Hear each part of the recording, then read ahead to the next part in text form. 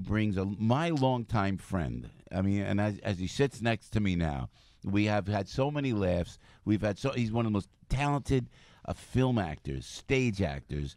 Really, truly he's a legend in the industry. When he walks into a room, you know it's Chazz Palminteri. And he's got that, what I always call that old school glamour of the film stars. You know what I'm saying? So he's a great guy, and he never, ever. You walk down the streets of Arthur Avenue, and you will see a mural that is big as a building, and it is of Chazz Palminteri. So this is one of the great New Yorkers. Chazz, an honor to have you with us, my friend. God bless Thank you, Joe. And good Thank to you see you, very my much. friend. Chazz Thank Palminteri and Joe Imperatrice, God bless you. God bless you for doing all the work you do. When I said, I don't want to be over dramatic doing God's work. This is the guy, Chazz. He steps up for the police, and That's you've right. always supported the NYPD. Always supported the NYPD from day one. And Joe, how are you doing, buddy? All good? You're Well, it's always getting busy. but for a good reason. No, we're trying to get you elected to office. Chazz, this is One the guy. You got to get up there, man. Do One something day like we that. will. So before I could talk to Chazz about so many things. 'Cause we have such a funny relationship where we take you around, we travel around the country. But first and foremost, you have an event that will benefit Blue Lives Matter.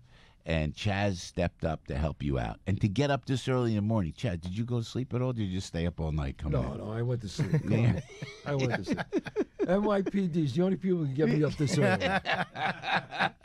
That is it. So tell us about the event. It's at the Nicotras? Yeah, it's going to be in Nicotras. They're great with us. It's October 24th. And back in February, we held a fundraiser for the Singh family. Ronell was killed December 26th. I'm standing downstairs, and out of nowhere, I look to my left, and you see Chazz come down here all on his own. Wow. And I knew he followed us, but I didn't expect him to show up. And Chazz goes right down to Reggie, the brother, and out of his own pocket gives him a check for his family and for the wife. And from that day forward, I said, this guy's incredible. And I knew the stuff that he did with the Detective Endowment Association. And I said, you know what, let's see what we can do. So we set up lunch, and we will brainstorm back and forth because he's got a great foundation in the Child Reach Foundation. It does a lot of things for children with a rare form of blood cancer. And I said, how can we work together? And he said, Joe, we started brainstorming ideas. I said, why don't we play the movie? He goes, I'll come out and do a no-holds-barred Q&A for the police officers. Let's raise some money for officers' children with disabilities. And I said, you know what, let's put it together. And here we are. This is great. Chazz, thank you. Your allegiance with the NYPD, just because you're from the Bronx, just because you're a New York guy, you knew and supported law enforcement? Did you have family in law enforcement? Actually, my uncles were police in Brooklyn. They were all detectives and policemen. But no, not my father, not my dad. But my dad always was the bus driver, my father. And he always respected the NYPD. He always respected policemen. He said, when a cop tells you to sit down, move over there, you don't say nothing, you just move over there. You know, I mean, and he always told me that. Always comply with police. Always be respectful.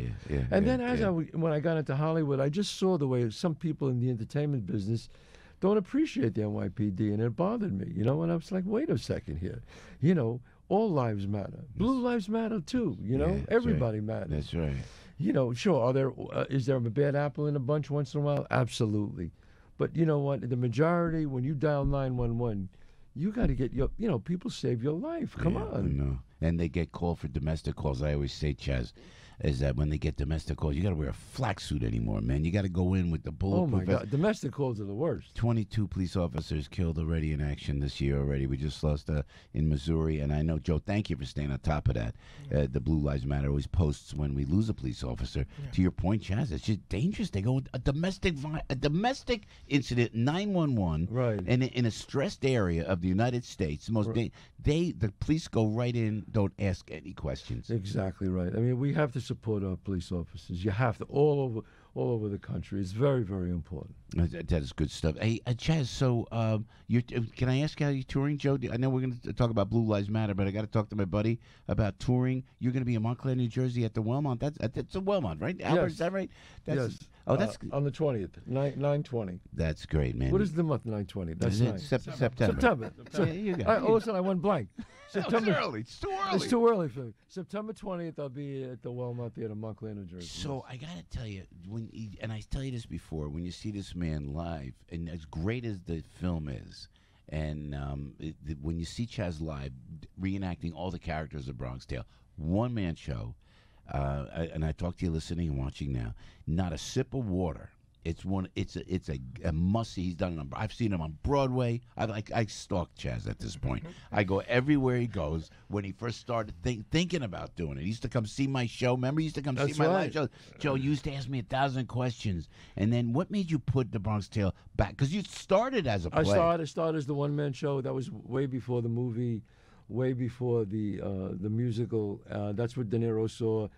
Everybody in Hollywood wanted it. I got offered over millions of dollars to give it up, but I said no. I want to play the part. I want to write it. Finally, I said no, and then De Niro came to see it, and he said, "Look, I think you'd be great as Sonny. You should do it, and we'll make the movie together." And it wasn't in New York. You got I started in L.A., then I came to New York. Yes, wow, that's man! correct. And De Niro saw you in. He saw me in L.A. and New York. Wow, man! And you did you push? Say, look, I got to have this made in the Bronx on the streets where I was brought up. No. We couldn't do it in the Bronx because I would have to close down the neighborhood, and as you know, that's not good because I would have too many partners in the neighborhood, and I didn't want all those partners. So I said, no. So De Niro, we found a great place in Queens, and we used Queens and Brooklyn, and which duplicated the neighborhood, and it worked out great. It's great. I asked you this once before. Forgive me. I always ask you about Joe. You know, when Chazz again, you were. Did you do a film before that? Before Bronx Tale? I did one film before Bronx Tale, and that was called Oscar with Stallone. Yeah, right. I remember that was fun. Was with Sly. Yeah, so your entrance when Sonny first came on, and I told you this before. We talked about this before, and not to get too esoteric, but as I always appreciated the patience coming up with the young Eddie Murphy, his patience on film. And I always said, now, I think Eddie had, and I hope he doesn't mind me telling you this, he had like a coach with him. When Chazz is revealed as Sonny and C is about to, and they go down the police line, and I told Chazz this before, so I tell you, listen, the camera hits you, Chazz. It hits you, right? And I tell you that you don't look. The instinct is to look like at the character you're talking to. You did this cool look away, man. The camera's, it kind of rolled to you, and you weren't even looking at the camera, man. It was so cool. And then you slowly turned to the kid. That was one of the most brilliant moments I've seen. The coolest moment. And I'm telling you, because not only because I love you as a friend, but I'm a fan. Where did that patience come from? Did you have a coach, if I may ask? No. Say, you just instinctively No, do you know the guts it takes? No. Your second film and you're looking away and De Niro's directing it? Well, Bob didn't say nothing. He said it was okay. So I said, all right. I just thought my instinct would be to look away, then look at the camera. I thought it would be more stronger. And you know what too? In the dying scene with Nick Nolte, that was one of the was one of the best dying scenes ever. In all the film. Oh, Nick Nolte's a great actor, and we had a lot of fun working and doing that movie together, Mulholland Falls. Oh, just spectacular, you know. So Joe and Perchis, give us the date, where we're going. It's at the Hilton. Chazz going to Staten Island. When you met him, he went over to Staten Island? We went to the city. We met in the city at his restaurant. We met at our restaurant, my restaurant. Yeah, Chazz Palminteri. Nice, what a great group over there. My restaurant on 30. Let me throw that plug in. Please, give him a come on. On 30 West 46th Street, one of the best Italian restaurants in the city. Yeah. I'm there a lot. Usually, I'm there on Wednesdays and Saturday nights. You get sometimes. applause when you walk in. But I get it. But let me tell you, look, people come to see. They'll come to see me once at the restaurant.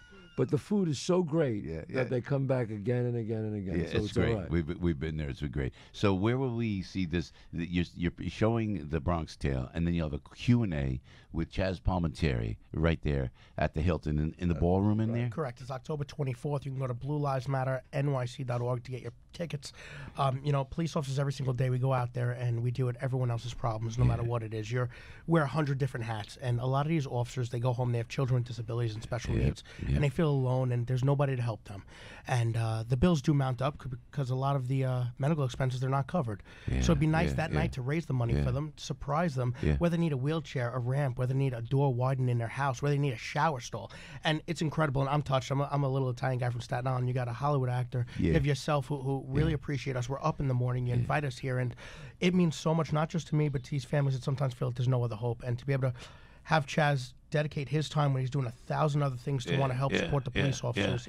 I can't thank him enough. And like I know both these guys, Albert, right? And I love these are the guys. So we know Sergeant very, very well. Chazz, he comes in all the time. And how's Lisa doing? Lisa Tuzzolo doing? Always busy. Lisa's great. Oh, that girl moves my heart, man.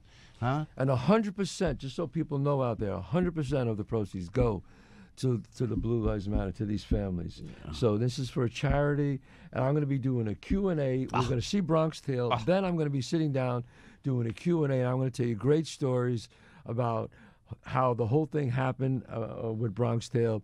The funny things about when we did the crap game with Robert De Niro. Because, Bob De Niro, he likes to use real money. Because, Bob, the way Bob is. No fake money. We got to use real money. So we got $10,000 in 20s and 5s and singles. And we gave it to all the guys. Now these are not actors. Now don't forget, these are not actors. These are just guys that we hired for the movie. And all of a sudden, at the end of the first day, the prop guy walks up and says, "Bob, we're $900 short." They stole the money. We had to search these guys. So the next day we had to say, "Fellas, you got to put the money back. We're making a movie here." So these are all great stories that I'm going to tell. I'm going to do a great Q&A. It's going to be a lot of fun. Yeah, it's so great. I got to tell you, how'd you get the money? Did they actually volunteer to put the money back? They had to put it back. No, like at the end of at the end of the week you get something, whatever. No, but, they didn't realize. They said, "Oh, I'm sorry. I put it in my pocket." They actually thought they won. Come on, a bunch of Thai guys. They stole the money. Who are we kidding here? That is the best. So I got it. So the funniest thing I did, and Chazz, forgive me. I got to just tell you, when I asked Chazz to go down to the National Italian American Foundation. We went down there, and we go down there, and this is my favorite Chazz story. I told the guys when we came back, and they go, "Chazz is gonna. Will he go in the parade with us?" People ask me because they know I know Chazz. They're afraid to ask Chazz, right? We go on the parade, New Orleans. This huge parade. It's for like the Italian, whatever it was. It's like was it Columbus Day, whatever it was. Exactly. And we went down there. So we get down, and he goes, "Joey, what time you need me there?" She goes, "You just got to be around 5:30, I think." So he comes down. They put us on a float, Joey. They put us on a float. And they have like these posts on the float because the floats move. They're being pulled in, and you have to put a belt. You're going to put a belt around you to hold you because, God forbid, you may fall off the float. So I got to say, the Chazz Palminteri, Academy Award nominated actor, brilliant actor, my buddy, Chazz, you got to put the belt around you and you got to attach it to the float. He wouldn't stop the whole for busting my jobs. And I can't even tell you what he said on the air here. No, because you can't say what I said on the air. Joey, he went on. I swear to goodness, I was so hysterical. The comments from Chazz, that was my best time with you. We had fun. Yeah, we did have a lot of fun. We did. But I got to ask you before we let you go, and Joey, the date once again, because where can they go to get tickets, by the way, for this great event? Blue Lives Matter, NYC.org under special events. All right, we're going to check it out to help out the NYPD. Chazz, tell us when you went through, if I may, with respect, when you went through security. And then, the airport? Yeah. Can you tell us that story? Yeah, I was in L.A. and I was going through security at the airport, and I have a hat on. I was wearing this hat. It said 9/11, NYPD. It was for for everybody who died in 9/11. Yeah.